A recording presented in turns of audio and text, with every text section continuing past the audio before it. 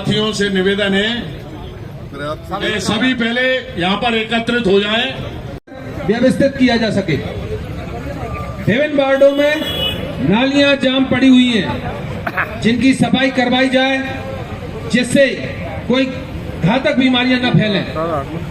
प्रशासन द्वारा जो अतिक्रमण किया जा रहा है, जिसके कई नालियां टूट चुकी हैं या जंजर हो गई हैं, जिससे मच्छर पनप रहे हैं, उन नालियों को ढकवा कर व्यवस्थित किया जाए। कई वार्डों में मुख्य मार्गों की स्ट्रीट लाइट बंद पड़ी है, जिन्हें चालू करवाया जाए जिससे कोई दुर्घटना घटित ना हो। नगर पालिका में हाट ठेला चालक जो सब्जी, फल, फ्रूट व अन्य सामान बेचकर अपनी जीविका चलाते हैं, उनको भी नगर पालिका द्वारा परेशान किया जाता है। उनको उचित स्थान की व्यवस्था नगर पालिका द्वारा की जाए। इस ज्ञापन के माध्यम से अनुरोध है कि उक्त सभी बिंदुओं को जल्द संज्ञान में लिया जाए और सभी समस्याओं का निराकरण किया जाए, जिससे आमजन को भविष्य में किसी आपदा, बीमारी या संकट का सामना न करना पड़े। धन्यवाद।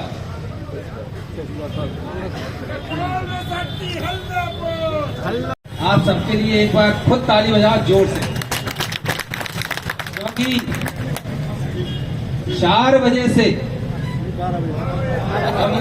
12 बजे से 4 बजे तक हमारे दादा दशरथ दादा, हमारे खजरी वाले राजकुमार जी दादा और हमारे जो बुजुर्ग साथी पहली बार इतनी देर तक बैठे, पैरों में दर्द हो रहे थे, उठ के खड़े हो गए, लेकिन वो वहां से गए नहीं। तो सबसे पहले तो हमारे बुजुर्ग नेताओं को सबसे ज्यादा तालियां बजाएं एक बार। हमारे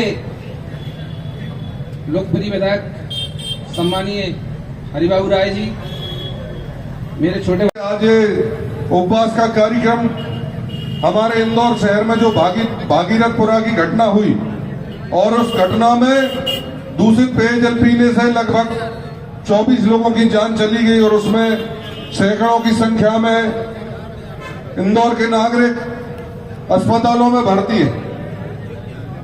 साथियों, इतनी बड़ी त्रासदी हो जाने के बावजूद भारतीय जनता पार्टी की सरकार के द्वारा अपनी जिम्मेदारी को नहीं लिया गया और जब उनके नेताओं से पत्रकार बंधुओं ने सवाल पूछे तो अमर्यादित भाषा में उन्होंने जवाब दिए। होना तो ये चाहिए था कि जो भारतीय जनता पार्टी के नगरीय प्रशासन मंत्री हैं, उनका दोहरा दायित्व इसलिए बनता था, एक तो वो मध्य प्रदेश के नगरीय प्रशासन मंत्री है, दूसरा इंदौर शहर के विधायक हैं। तो सबसे पहले उनको इस घटना की जिम्मेदारी लेनी थी और अपना इस्तीफा देना था।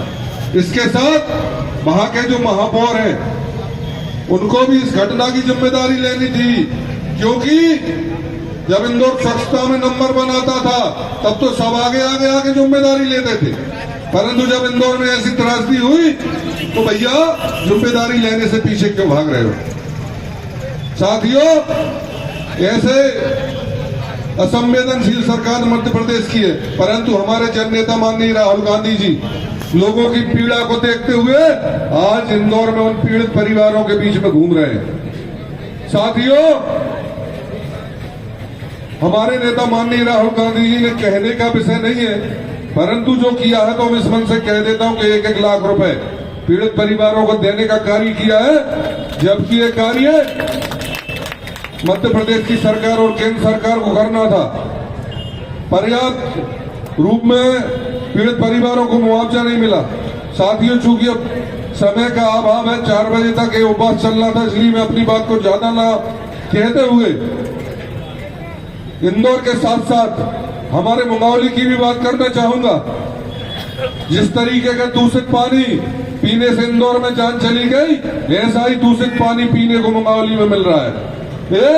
वहां की जनता की शिकायत लगातार आ रही है कि भैया फोन आते हैं, हमें मुंगावली में भी गंदा पानी पीने को मिल रहा है। और ये कोई बड़ी बात नहीं कि जिस तरह की घटना भागीरथपुरा इंदौर में हुई है, किसी दिन मुंगावली में भी हो जाए। तो इसके लिए प्रशासन जिम्मेदार रहेगा। हाँ, अभी रितेश भाई वो सब लोग अशोकनगर नगर पालिका की बात कर रहे हैं। एक चीज तो है उनकी तारीफ करने लायक अशोकनगर नगर पालिका की। अगर हम मुंगावली और इंदौर और सब जगह से तुलना करें तो एक अच्छा ही है, एक अच्छा काम किया। भैया अशोकनगर में तो पानी नहीं पहुंचा पा रहे तो मरेंगे कहां से? मुश्किल से 25% एरिया में पानी पहुंच रहा है, तो संभावना 25% बची है कि अशोकनगर में घटना हो। 75% में घटना की संभावना ही नहीं है। ना रहेगा बांस ना बजेगी बांसुरी, ऐसी अशोकनगर की नगर पालिका है साथियों। इससे पूर्व भी अभी बात आई थी अंग्रेजों के शासनकाल की, तो मैं आपको याद दिला दूं, अंग्रेजों के शासनकाल में भी अत्याचार तो होता था, परंतु भ्रष्टाचार की खबरें हमने नहीं सुनी। परंतु जो भारतीय जनता पार्टी की डबल इंजन की सरकार में अत्याचार के साथ साथ भ्रष्टाचार भी होता है। अंग्रेजों से भी एक नंबर ऊपर है डबल इंजन की सरकार। अगर आप उनके निर्माण कार्य और इनके निर्माण कार्य की तुलना कर लो, उनके पुल देख लो, उनकी बिल्डिंगें देख लो, और एक डबल इंजन सरकार की बनी पुल देख लो और बिल्डिंगें देख लो। कई पुल तो ऐसे हमने देखे मध्य प्रदेश में कि बनने से पहले ही अधूरे में ही टूट कर गिर गए। तो तुलना ही बेकार है अंग्रेजों से भी इस डबल इंजन की सरकार की। मेरे साथियों, सम्मानीय साथियों, मुझे पता है आप सभी 12 बजे से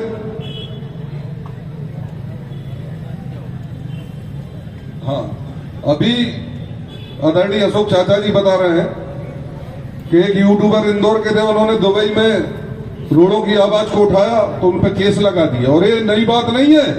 हमारे जिले में हमारे चाहे रेत की बात कर लें या किसी और की बात कर लें, जब हमारे लोगों ने उठाई है जब उन पर केस लगाने का कार्य ये मध्य प्रदेश की सरकार ने साथियों किया है।